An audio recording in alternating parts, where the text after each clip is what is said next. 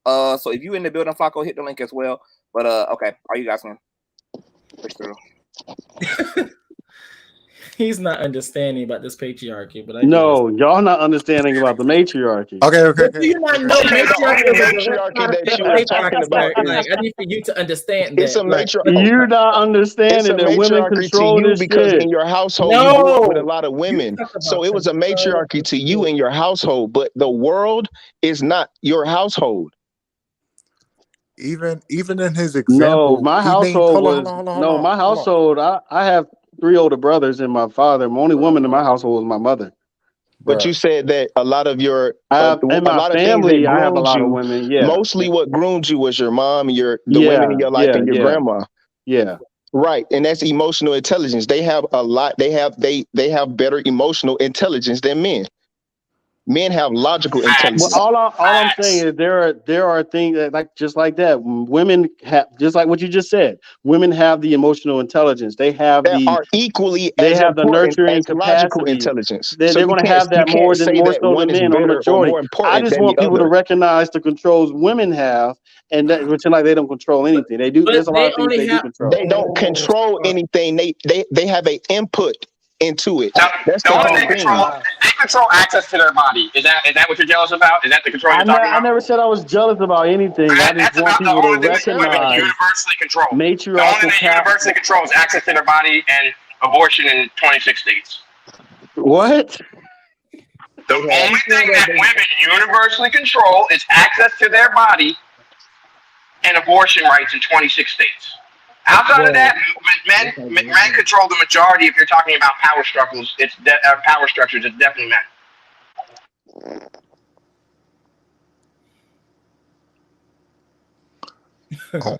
OnlyFans is owned by a man, so even in your example, Shit, I'm a man, and most of my fucking problems come from patriarchy. I don't know what the fuck he talking That was about. funny. Y'all niggas crazy. What was the funniest part was when I asked him to name 2 matriarchies and he couldn't even name. Well, no, he tried to name Cleopatra. Jesus Oh man, Christ, I gotta Egypt was a insert some. I matriarchy, already y'all. named you. I already named you what they have control over. I already named that. They don't have And that control just over because child support. a man created that is heels, but a women side wear effect. heels. It's the That is majority. It doesn't matter. It's about who has the that's 2 majority. things. 2 freaking things, sir. That's a side effect. I guess OnlyFans controls society, according to him, because Yeah. women control OnlyFans and they control society because they control OnlyFans. Like fuck the power grid, fuck the fucking water, fuck the infrastructure, fuck all of that. Women, OnlyFans, that's what runs hold society. on. So you think women want to go and apply to be an electrician and a railroad builder? I know What a are y'all elder talking about female, right and now? she's dope, and she makes enough money to You're not take making care of any herself. sense. She don't have a boyfriend. What's funny is that he argued the why women aren't in those jobs, but he doesn't want to argue the fact that women aren't in those jobs and that men control it. You just said it was a matriarchy, so women should control it. Now you're arguing why women I said there are certain matriarchal systems that women control. I didn't say they control everything. I never said there wasn't no such thing as a patriarchy. Which ones do they control? Which ones? Oh my gosh, we already talked about this. Y'all want to clown it like it's not real, but they definitely OnlyFans and control strip that. clubs. OnlyFans and strip clubs. I think that's what he came up with That's so what far. they control. Yes. They control a lot of different those shit. are What I else? told you about the nurturing, and you already said the emotional knowledge. A lot That's of an things input. that women control. That's not an input. Oh, let's not forget the So men, BBLs. They control the BBLs The too. BBL. Yeah, that's what some other people said. That one brother on the panel The yesterday. BBLs are ruining the black community. That's what it is. So they control that. We can't forget the BBLs. All right, go ahead. What is this? So what we understand is that we ain't got no understanding. No, we got to understand it. I never said there was no such thing as a patriarchal systems, and there are patriarchal systems that men control in vast amounts. I'm just bringing because I never hear anybody talking about the things that women control, and there are things that women control. can you name some? Be the one to And talk we about know them. they do it because whether you want to acknowledge it or not, we know they do it. Can you take advantage of it? Yeah, of course. You can take advantage of patriarchal system just like you take advantage of matriarchal systems. It's a system. It's whoever can get their hands on whatever power that needs to get their hands on can control it. He's deflecting. We're not downing Black women for not controlling things. You're saying that we're not talking about the things that they do control, but you're on the panel also. Name something. Let's talk about it. I mean, we already know it. We already just talked about it. We don't got to do that again. It's all good. I'm just making conversation. Like, it's not that serious. It was funny. Like, it was actually a funny conversation to get into. That's why I was having it, because I just want to hear what people had to say. Like, why would any self-respecting, empathetic person caring about another group remotely be concerned about the 1% of shit they have an input into when they ultimately don't have access to power? Like Kevin said, they have input. There are certain exceptionals in that system, but they is still a larger systemic. So what do women want that men have control over that they can't seem to get control over? Right. Their humanity, their womb. That's a big one. How about power? Everybody. They don't have control over their womb. Hold on. Any system can only be fair, just, and equal if power is equally disseminated. So hold on. Let's start at the womb. But how did they not have control over their womb? Hold on. No, that's what I'm saying. When any society can only function when power itself is properly distributed. It's when it's equally distributed. So what do women want that they're not being allowed to do that men are keeping them from doing? I'm not finished, and I just took a shower. I'm not about to scream and argue with no nigga about nothing. Because I feel too goddamn good and my ass is clean. Amen. When it comes to, we're talking about women specifically in this conversation, we know that women are not the only group that's ultimately oppressed. Black men are as well. Black everybody. Black queer, black cis, black hetero, black LGBT, black, etc. There are other groups of people in this country who are oppressed as well. So power, right? When I think of power, I think of, do I have access to military? Do I have the resources to defend myself, my people, and my personal interests? When I don't have access to those things, I don't have power. If I don't have the power and the means and the resources to resist you, then I don't have any power. You can't join the military? Okay, whose military am I joining? If I just said I don't have the resources to it. Okay, so what do I have to defend myself against the military? So you want your own military, is what you're saying? I'm saying that that's what power looks like. That's what a proper distribution of power. So there should be a woman's military and a men's military. I'm saying that all groups, I'm talking about, if we're talking about power, stay with me in power. I'm transcending women. I'm talking period. If a people do not have adequate resources to defend their interests, to defend their land, to protect themselves, and to resist another group, they do not have power within that system that is supposedly a democracy. So basically, you want equal acknowledgement from the power. We all groups want equal access to the resources. Right. To the resources, whatever those resources are, equal access to those resources. Right. The means, the where, the how, the access to whatever those resources are. Those resources should not be delegated by a particular group of people, and then those small 1% of folk then decide who the fuck gets access to what. That's where all of the bullshit is birthed out of, because you have power in the hands of a smaller group of people than the majority deciding for the majority. You have the minority deciding for the majority. The majority don't have power, even Americans, period. Do you think majority of people should have that power? I do. I think that access to that power. I think the only way to clear the issue is everybody has to have access. Everybody has to have power, or nobody has to have it. That's it. That doesn't make any sense though. It does to me. Because somebody has to have the power. Yeah, it has to be. That's why I said access to the power. Every group. So, but Every if group. everybody had access to let's say the power was a button, if everybody could press the Are you button, telling wouldn't me that as eventually a the black button not man? break? necessarily Are to you the telling me that button, as a but black? Hold on, wait a minute. Are you telling me that as a black man you are comfortable with white power structure having economic and military? I'm just saying. Oh my I'm God! I get what asking a he's trying to I am question. say. about to drop your motherfucking ass from this panel because I don't I give a get what fuck. he's That'll trying to be say. fine. Hold on, I get what he's Okay, trying to say. hold on. He's trying to say. He's Since trying that's to say, fine, do you want? good motherfucking night. Now, what he trying to say? He's trying to say, do you want? Okay, it's one person. It's one. Say it's one group of people that have the power. You want equal, like representation, not necessarily representation, but acknowledgement of as a person that you can, if you need it, you can access that power. Like my friend, I was at work and he talked about he was overseas somewhere. I think he was in India or something. And he was getting kidnapped, and he pressed a button for the embassy, and they came in helicopters within 15 minutes. They didn't care if he was black, white, Mexican. He was an American, and on the headlines, all they would have said was American captured.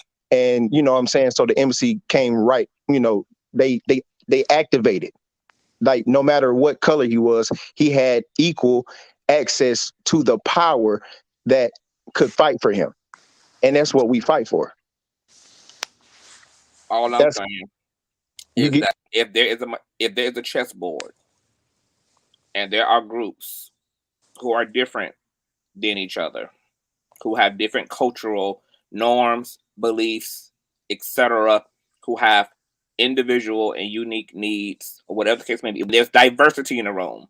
mm-hmm. Now, when the room is not a monolith, but it's actually a diverse room, that the only way that there can be true equality is if everybody's hands can touch that board. You cannot have one group of people who ironically identify collectively one way, then deciding for everybody else in the room what's what and who's who. Every group should have the military and socioeconomic means to do what they need to do for themselves. How would that exist? How would that exist? No, Okay. I'm not calling you out. I want you to like expound on that because I just, you know what I mean? Like it's so like black people have an army or a militia, white people have one. Like, because if everybody had, they And guess wouldn't let what? me to have a piece on their Mhm. chessboard, is what I'm saying. Like they wouldn't let me put my hands on their chessboard, and we wouldn't, you know what I'm saying, if they weren't a part of our group, then we wouldn't do the same things. You know what I'm saying? Like, how would that work? It will work the same way that it works already now, because we kind of do this in a very like micro compartmentalized way. Think of neighborhoods and communities. I was about to say that, but I didn't want to bring up gang culture. It'll be the same thing. Think about how the Black Panthers existed on this land as well, created their own, et cetera, et cetera. Of course, still lacking the extremity of the white power structure and its resources.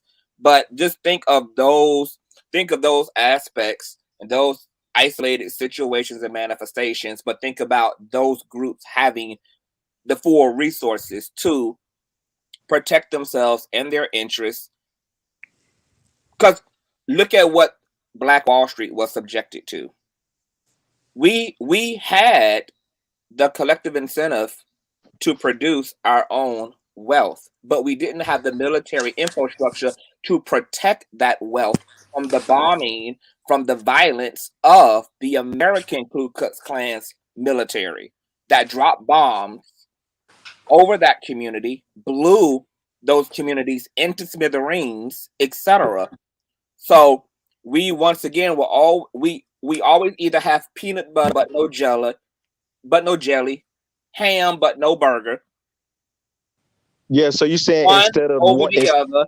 And the only way that a people have a fair shot, a real fair shot, is having not only the resources, but they have to have accessible power and means to defend the things that they can create. so basically what you're saying is instead of asking for America to not even bomb or do what they did to Black Wall Street, instead we should have had the means to fight back, like fight back, yes, right, but to at adequately resist and confront that power. right, but when you do that, it's like you're kicking back on one end. So what happens when we go to their, like, what happens when we go to their bank? All right, when we want to buy one of their houses, like, they should just not do that so we can be equal. So I agree. why are we But fighting each other if we are But you know what American? though? I used to think that this could be a utopia, but I just don't think it. I don't think America can. I think the root of America's issue is that they tried to turn a melting pot into a democracy. It's not reality, and that's why it's never worked. It's just not going to work. You have too many. You have too many different groups and sets of individuals existing on one landmass, and then there is 1% of that people, aka the government, that's deciding the ebbs and flow of that entire body of diverse people. And America ultimately will have to look a lot more indigenous than it does what it does today. This here is not just going to work in this fashion. It can't work this way. We will have to go all the way back to the roots and address who has what. And the founding fathers weren't black men. I feel like as, like, maybe because I looked at my ancestry and I seen that, bro, slavery, not even racism, all that is not far away. Like, some of our grandparents were, like, alive during racism, and so are the people that are in the White House right now. They were alive during, like, look at Jerry Jones. He was sitting in the picture doing segregation. You know what I mean? Like, so it's not far. And the people that are in the White House or in the government still deep down might have that prejudice. Not even might. They still have that prejudice. So of course their rules and their governance is skewed to protect their own. You know what I mean? So, like, I think, like, until like 50 to 40 years from now, until like these 30-year-olds, our generation can be more prominent in the government, then it won't be any real change. Like, it won't be any real, like, diversion from what's been going on for the past 100 years. Us being inside of the government won't change it. I'm not saying us as in Black America. I'm talking about us as in age, our generation, what we like, our upbringing, like we weren't around during slavery. The only time, like, the only way you know about it is if you learned about it in school or your grandparents or your parents told you about it. So, yeah, like, when we grow up, we don't see, like, I had white friends when I was at my mom's house. Like, I had a lot of white friends. I used to go over their house. They used to cook and let me come in, eat. I didn't see nothing. You know what I'm saying? As a kid, you don't think about that. So, like, as we grow up and as those minds that still have that in their mind is prevalent, like, they still prejudice, like, they still have it. You can see it. So, like, once that gets out of the White House, maybe we'll have a real shot at some real change and some real equality, where people are looking at more so human rights versus racial or cultural or religious rights.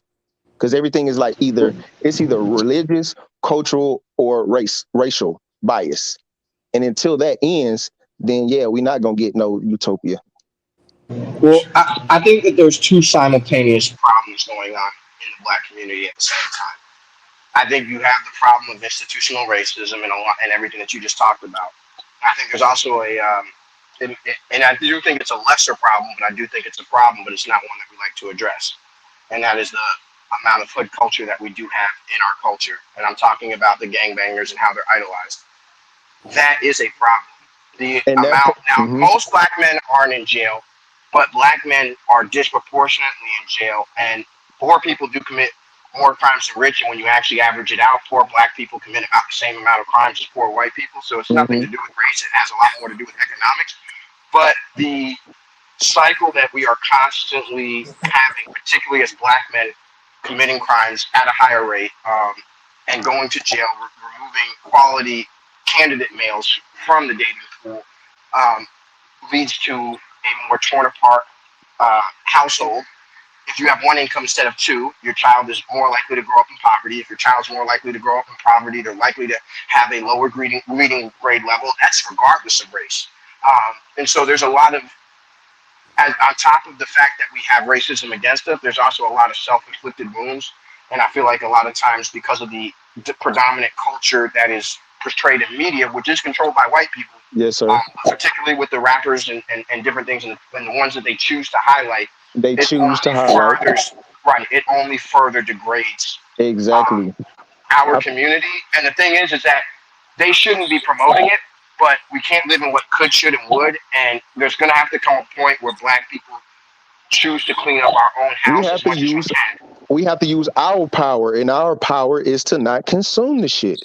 Like, and it is so simple, but it's so hard. But for some people, I don't even like listen to rap for real. Like, I don't like if I don't like it, I don't listen to it.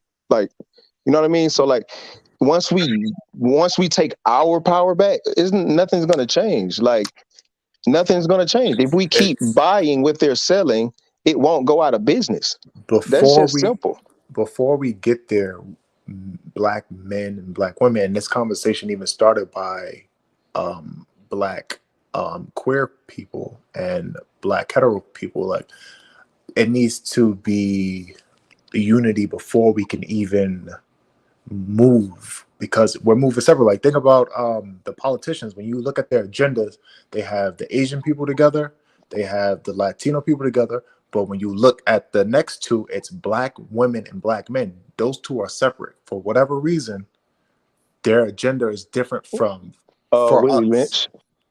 It's been, man, we've been at a war. We like, okay, if you would have set war with somebody who wasn't even prepared to fight, like it's so hard to get to an even playing field. We're a battlefield. We're not even at an even battlefield. Like, because for so long we've been fighting. This is not our religion. This is not our language. This is not our land. We don't know our heritage. We don't know our culture. We don't know traditions.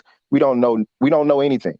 So we're going off of, like, when I was in high school, when I was in school, period, all we know about is our country, and from slavery up until then, and how Martin Luther and Christianity and stuff like that. So like, we don't know about ancient Egypt. We don't know about any of that stuff. But until we understand about, not even about Black people, but about the human race and how it changed and how it morphed into different stuff, until we just really get to the facts and the truth, then we'll always be fighting on who are the Jew and who are the Jewish people. Like, it's simple. Like, to me, it's so simple, but it's like nobody with a voice that everybody sees or knows can say anything, because you can't get past the wall of anti-Semite. You can't get past the wall of blackmail. And if you do get past any of those walls, guess what? They already got an infrastructure waiting for you in the Bible that they created, which is the Antichrist. They're gonna trust. They got all kind of ways to take you away from the people and changing minds. Like, we have a messed up. Like, think about a computer. We don't even have a virus in our computer. We have a messed up operating system. You can't even factory reset it because it goes back to the operating system. Like, we got to completely change the whole board. Like, we got to change the whole operating system. We can't fight the enemy if we fight one another. Exactly. And that's why I said that the first things that's going to happen is in the Black community itself, because if we're not unified, we're never going to be able to do anything outwards. You know what I mean? It's just like, if America got in a civil war right now, if America got in a real life civil war right now, you don't think China and Russia would be able to take us over? A civil war? You know what I'm saying? Yeah, if America was in a civil war where half of Americans were fighting the other half, you don't think foreign powers would be able to land on our shores during that time? It depends on which half is fighting with the other half. Yeah. It doesn't. If 50% of the country is fighting with 50% of the country, you're going to have a lot of people dying, and you're not going to have a lot of people paying attention to the outside threats. And so it's like, it's just, and I'm just using that as an analogy in the Black community, where we have so many people fighting, or so much infighting amongst ourselves, which is one of the reasons why I don't understand why people press particularly Black LGBTQ community members harder than they do. I feel like the white ones, and that's just my opinion. I could be wrong on that, but I feel like Black LGBTQ members get a lot more flack and a lot more hate than the white ones, and I could be off on that, but that's just my belief. Well, I can explain that you're not off of that because of infrastructure, because of the color of law context. Just like how it works, all patriarchy, yes, men do benefit, but it doesn't exercise the same. Same thing we would talk about relationships. Heteronormative relationships move very differently for Black heterosexuals than they do for white heterosexuals. So, and another reason is that you're never going to see Black heterosexuals weaponize white homosexuals because they can't. Their race is going to trump their color of law protections. The only reason why you see homophobia being displayed through the Black community because they're allowed to, because Black heterosexuals are afraid of white homosexuals. They'll never ever display the homophobia or the hatred things toward white homosexuals because they are indeed afraid of that white skin. They understand that construct. Versus with us, yes, they can do that because we've been allowed to be the punching bag for them. And I've said this a lot, and even in some other panels, it's like, well, yeah, y'all have smoke for us, but the ones who's actually coming up with the agendas that we don't even agree with from the LGBT community mainstream, we don't even agree with them, and they're not going to focus on them politically. They're not going to compartmentalize that. So since all they know is that, well, y'all are gay, so we're going to blame you for every single thing that the LGBTQ mainstream white agenda is putting forward. So you're not strange, and I appreciate you for making that observation, because it does kind of gets lost in translation where people will pick and choose in the Black community if they see us as Black or as gay first, versus when they see white, queer, and trans people, regardless of their gender expression and sexuality, they do indeed see their whiteness first. And that's something that Black heterosexual men, like the smoke that they give us, nigga, excuse me, I ain't mean to call you nigga, but I'm just being real. They'll never give a fucking white queer man. They'll never give a fucking white trans woman the smoke that they give Black women, cis Black women and Black queer men. They don't have a fraction of that smoke for white gay men and white trans women. Believe that. Quick question. This is slightly off topic, but it's going to come back real quick. Does anybody know who Oliver Brown is by any chance on this panel? No.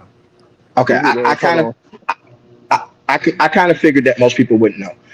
Everybody's familiar with Brown v. Board of Education. Oliver Brown was the father of the girl. He's the one that launched the lawsuit.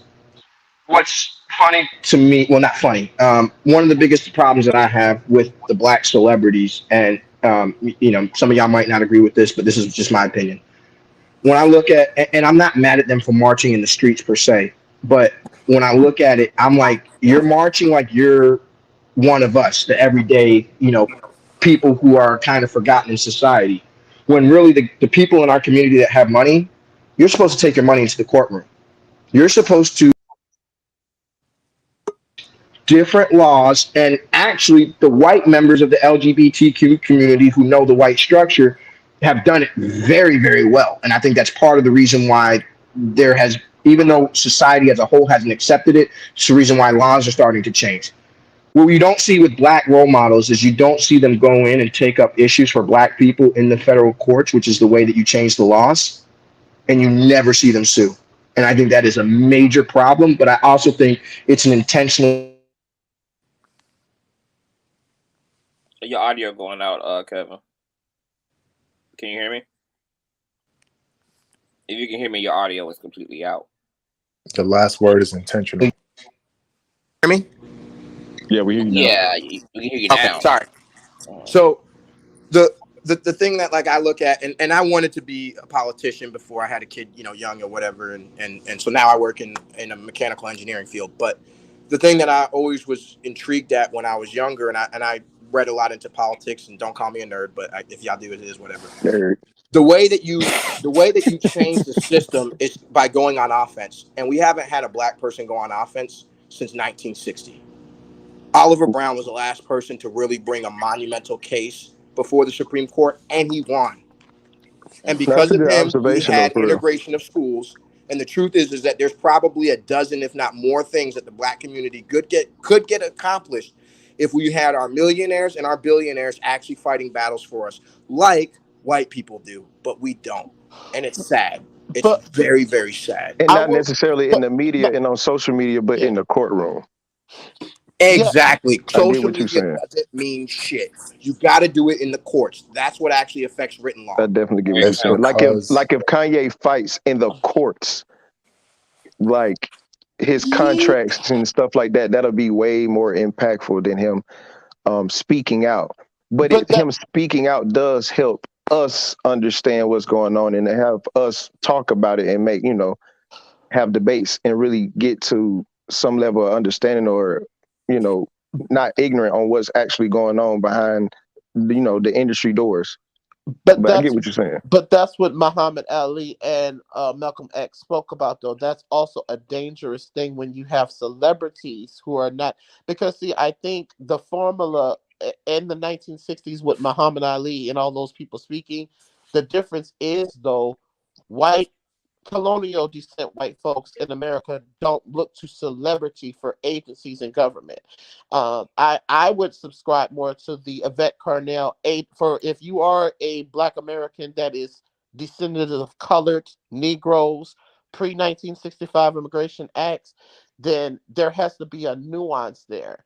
See, when there was segregation, there was more of a particularity that we were united as a people in the sense of that political stance. Might not be other ways. Now, I'm not going to say total unity, but what happened is when um, we had the Immigrations Acts of 1965, this also caused the terminology for intersectionality to come in. And in some cases, intersectionality is not always a good thing, because when we introduce intersectionality of minorities and oppressed group, well, that included white women. So you're now including the woman who's next to the top patriarchal as an oppressed group, as if it conflates to the same oppression as you as a second class citizen as the color of law. So we had more of a nuance in our identity. It wasn't just based off of, because there's a pride that we had, even if we didn't know every single African or American Indian um, ancestor. There was a particularity in that. And I think for us as Black Americans, it's not to say that we can't have a Black agenda with other nationalities of Black people, but at the same time, I think for us, that has to be fought in the politicians. You can't really expect um, the celebrities, because they're not paid to do that. Like when so-called FBA and Black Lives Matter. I remember the Byron Allen case I was following with Yvette Carnell and Antonio Moore. When Byron Allen was out there suing the Comcast network because they were challenging the 1865 project to violate against civil rights and stuff like that. That was a monumental case for everybody. But who was not out there? It was Black Lives Matter, and all of them were out there for that. But when it came to this particular, how this can affect us as Black Americans, and how that case would have changed the narrative of what can be done in media and ownership of representation. So I think that we would have to gain some political responsibility and also see where we've dropped the ball the last 60, 70 years. I would say that's because I think back then it was the black dollar, but now it's too much. The money that we do have is too codependent on the white person signing the check, or you losing out on a white company deal, or whatever the case is. And so many Black celebrities, the millionaires, the billionaires, don't want to risk that money for a cause that might not be beneficial or win.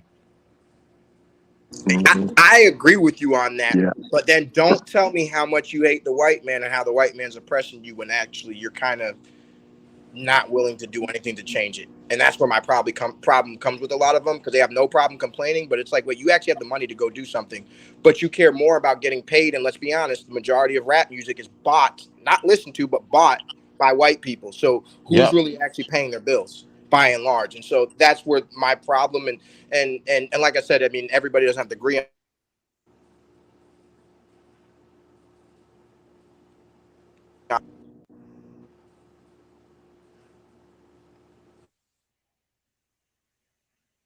Your audio is going out.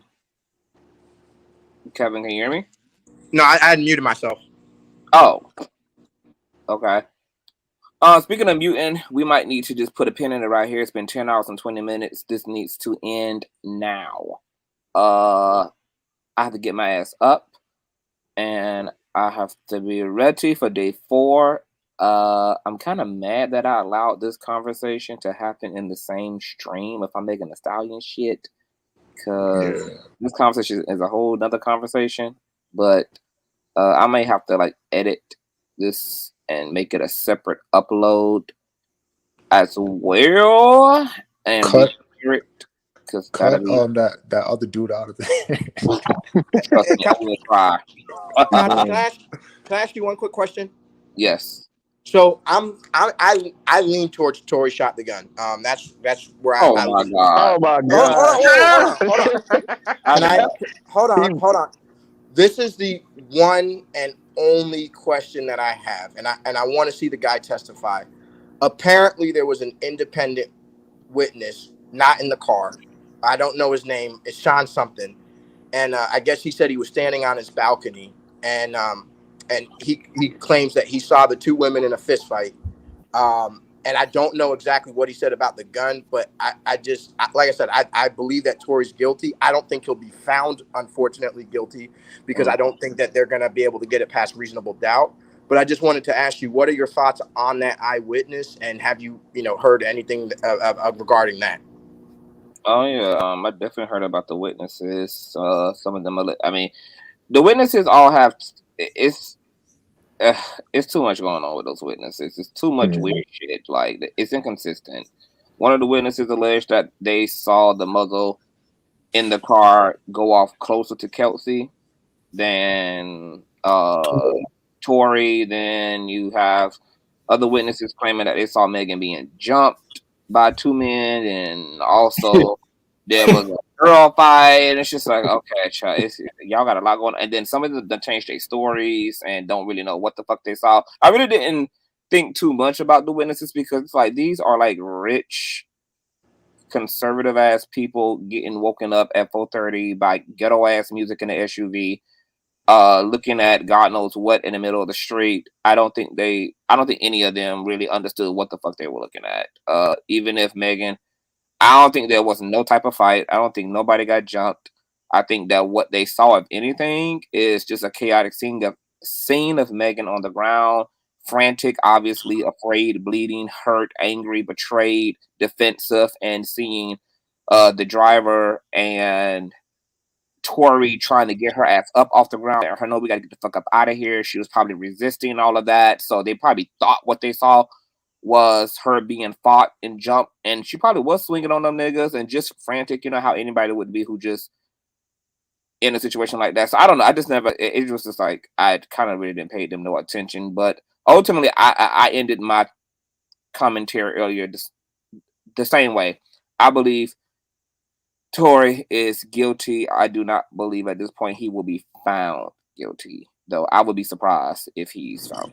So we actually agree. Because like I said, I think Tory's probably guilty.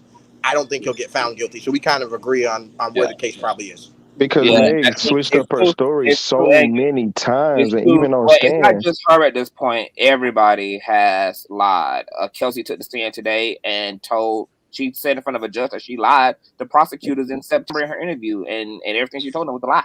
So it's just like, Tory Lanez done pussy popped. He also cleared Kelsey on social media, on his own Twitter, and said Kelsey didn't shoot Megan, but then allowed his whole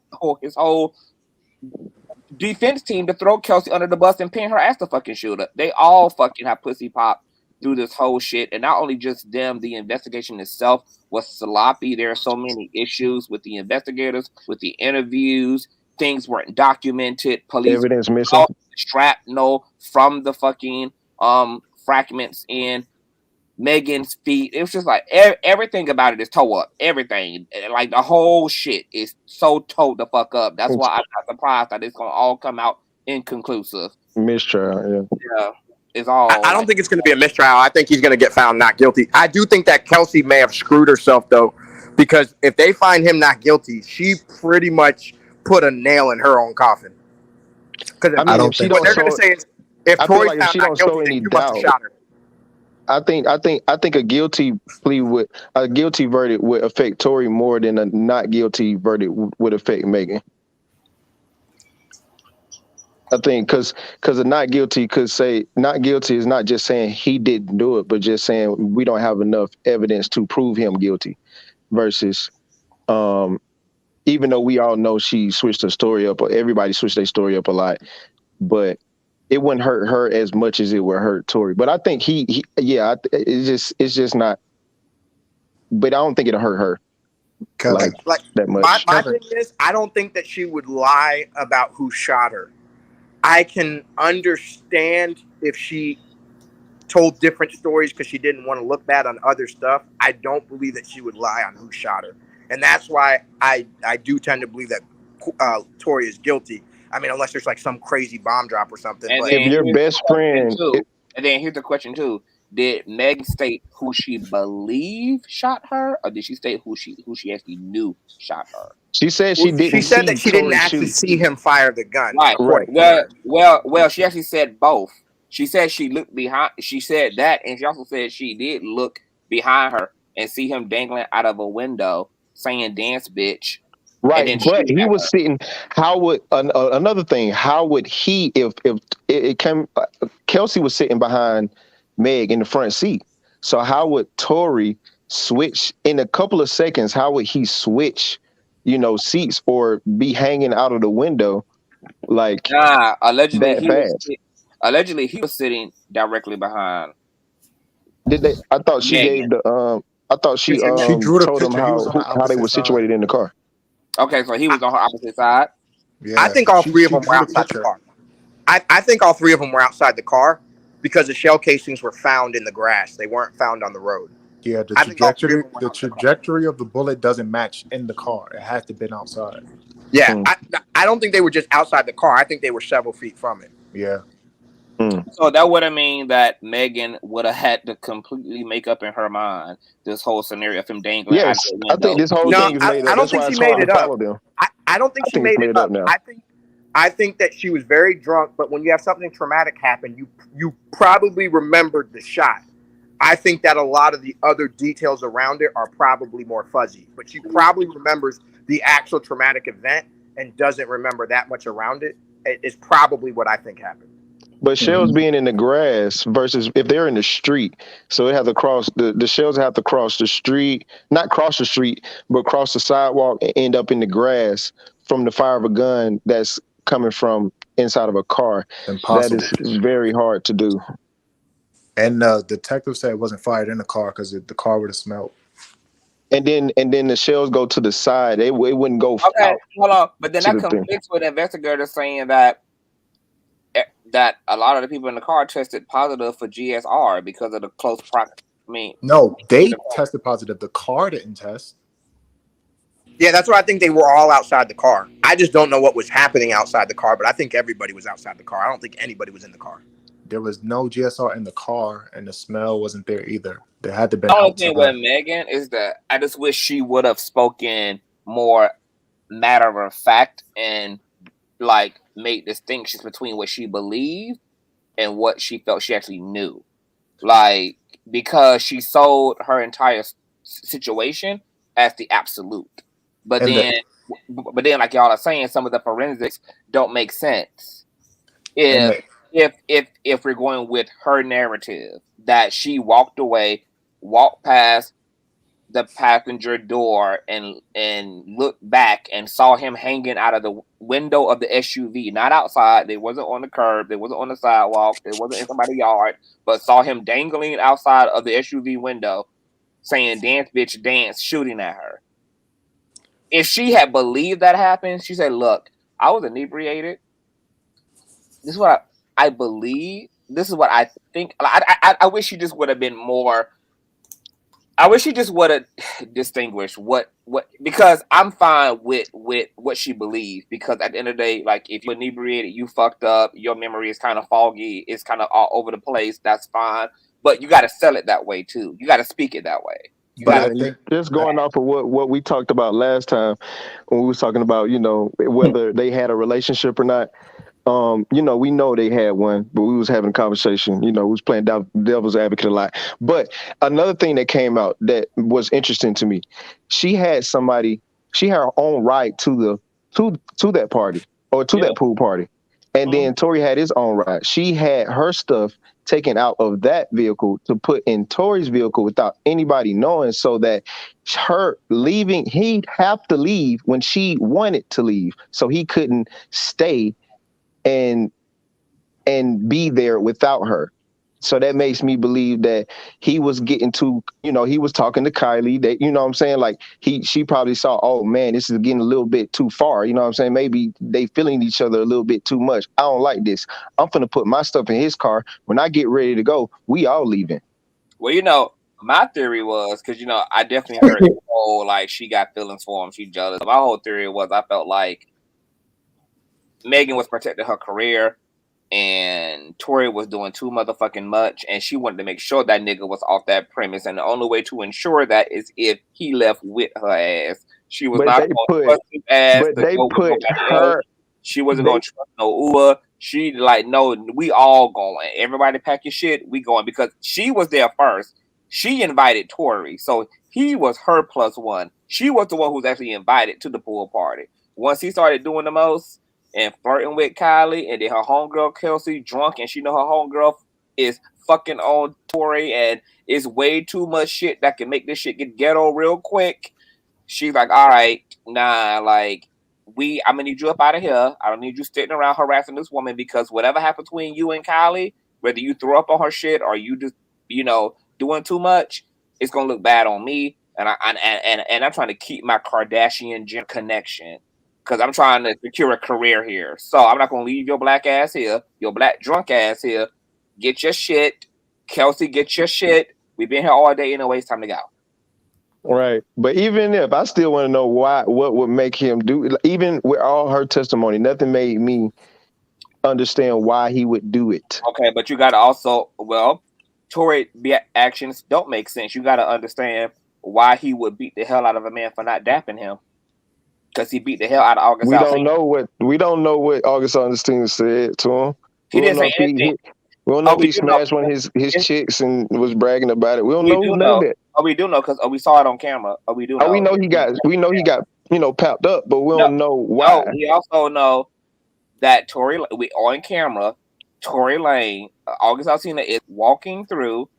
Tory Lanez reaches to shake this man's hand to dap him up, and August Alsina keeps it moving. He had the right to keep it moving. He had the right to not shake a nigga's hand. He had a right to not say hey. He had a right. I'm saying what he did was right. I'm saying we just don't know why he did it. No, we do know. We saw it.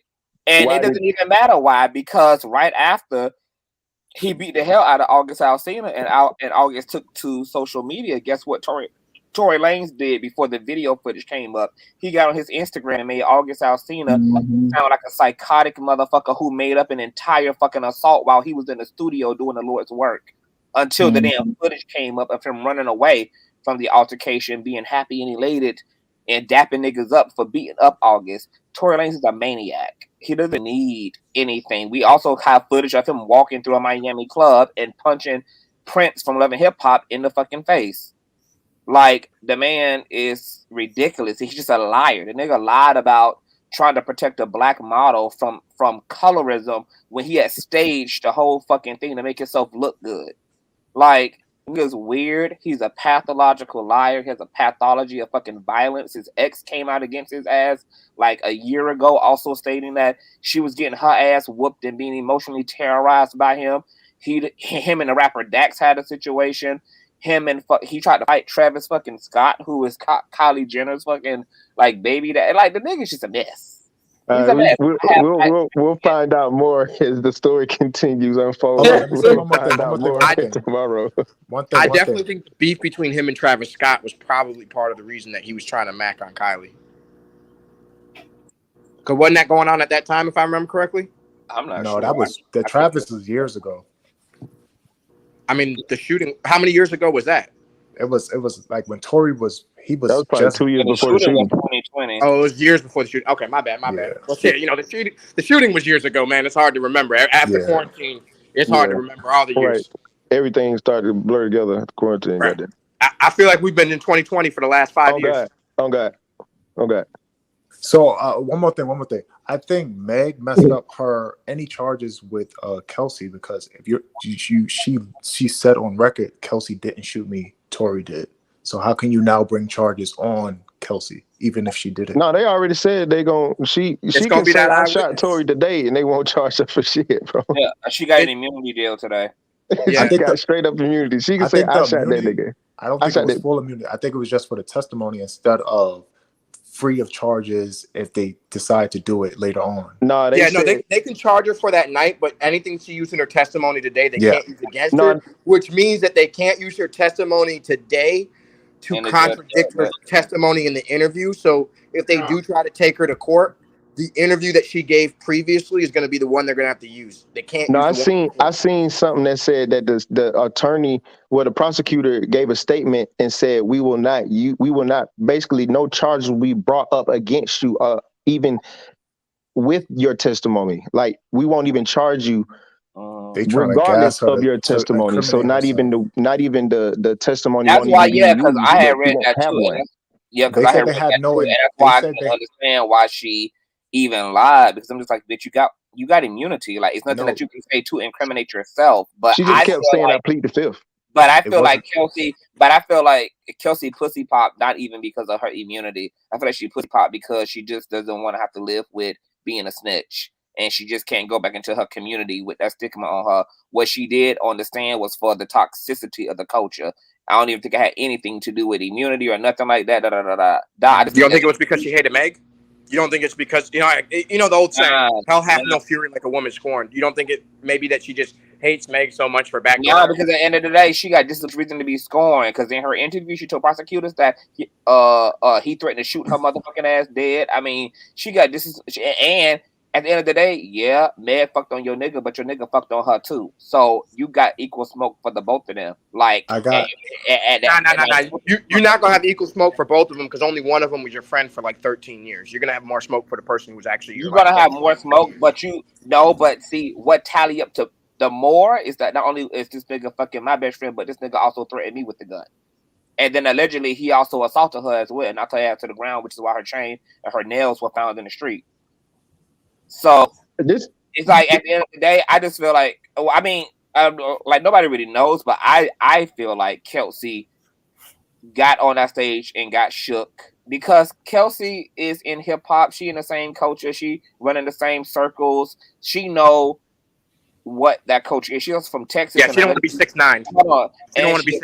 And she allegedly has ties to Jay Prince and all of that shit back in Texas. So this is somewhat of a street bitch, and she values that culture. Being a snitch does not work for proximity to that culture, and I feel like there's no way in hell like she felt like it could work. I'm not going to be the girl that rats out a nigga, like, because I run with too many niggas to be that bitch, and I want to continue to have proximity to these niggas who move like this and who in hip hop, and I'm not going to have no respect on my name and no future really in this business in the way that I want to, by having that stigma on me. So fuck telling the truth. I'm here to protect myself. I got a community to go back to, and I'm not going back and no fucking snitch. So sorry.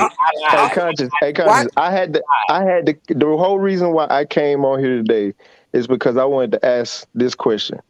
The fact that they gave Kelsey all this immunity, she could come out right now and say I shot the gun and nothing will happen to her. does that, like, how does that make you She feel wasn't given immunity. when we talking about protect Black women and everybody saying all this misogynistic stuff, but meanwhile, if Tory is found guilty, he gonna get the book. But if she say it was a struggle with the gun and I shot it, then nothing will happen. Case dismissed. How does that, like, is that even fair? Well, William, shut the hell up, because neither does Megan or Kelsey admit that there was a fight between them. Okay, so the both of them deny that there was a fucking altercation between them. Right now, A physical one.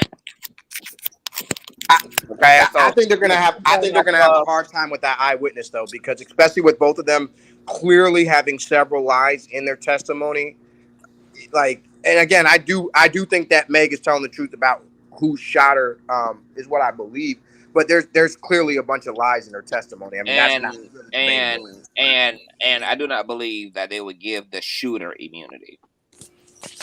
They would give someone who they can apply criminal charges to immunity, but I don't think they would give the actual perpetrator in this case immunity. Because unless they really think it's Tory. They won't be able to backtrack on there.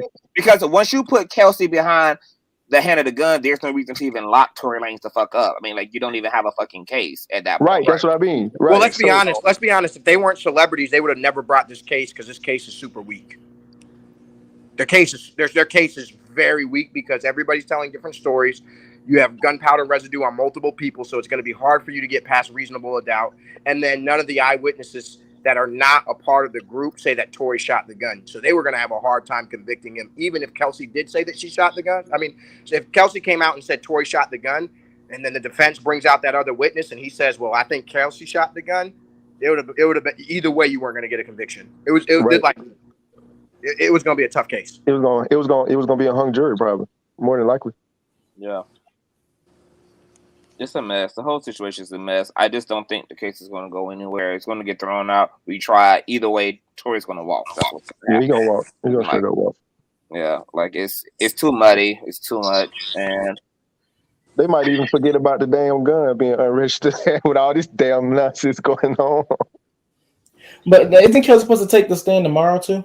Yeah, she's going to be. Allegedly, she pissed the judge off by talking about she lied and all this shit. So he's going to scrutinize. He's going to bring her under scrutiny tomorrow at 10 a.m. So he's going to revoke her immunity. He's going to lock her ass. Deport her ass to Russia. Oh, yeah. Oh, shit. He gonna invoke her immunity, bitch. He gonna be like, you know what? I'm tired of your ass. I told the state what the hell to do. Go after Tory and fucking go after. And I don't even want to talk about this case any fucking longer because I got to do it again later today. Yeah, so I had to ask you that question before I left. Out of here. But if y'all in the building tomorrow, like when I go, first of all, I know you are subscribed, Abraham. Magic, right? I'll do it after. Okay. After this ends. So Corey and Kev, y'all found me today. After this end, I'll definitely do it. I don't want to quit it today, though. Say it again. Yeah, I'm gonna subscribe to you after I get off. I can't do it while I'm on StreamYard, but I got you. So y'all found me today is what I'm asking. Yeah. Yes, sir. Yes, sir. Oh, okay. Well, the algorithm was algorithming. Great. Yeah, you were at the top. Oh, nice. All right, so yeah, subscribe, turn your notification bells on. I will be live today again, getting into day 4. So she's going to be cross-examined. They're going to finish what they started today, so it should get really interesting in the morning. So if you guys are in the building, you guys are up, definitely chime in because we'll be doing this all over again. Heard. All right, talk to you tomorrow. All right, Kev. All right, Core. All right, Magic. Appreciate to the men's for coming up. I thought that patriarchy was gonna stand down, but patriarchy stood up. So shout out for that. God damn, 10 fucking hours. I should have restarted the stream like I did yesterday. I did so good yesterday. I don't know why I was too lazy to restart a fucking stream. But Reckless, thank you. This was riveting. Reckless is on mute. Are you on mute, Reckless? Oh yeah, he's on mute. He probably went to go beat the hell out of some kids. All right, you guys, we got to get out of here. Please thumbs up. We almost at 1K likes. We're going to need that because this live is so long that YouTube is not going to promote it. The only way that it's going to get back into the algorithm and have some wind beneath its wings is if you guys thumbs up and get this live stream over 1K. This was a very great, interesting, amazing commentary. Appreciate everybody who pushed through. Please share. Tell somebody about the motherfucking platform. All donation information is in the description box below. And I will see you guys later. Peace.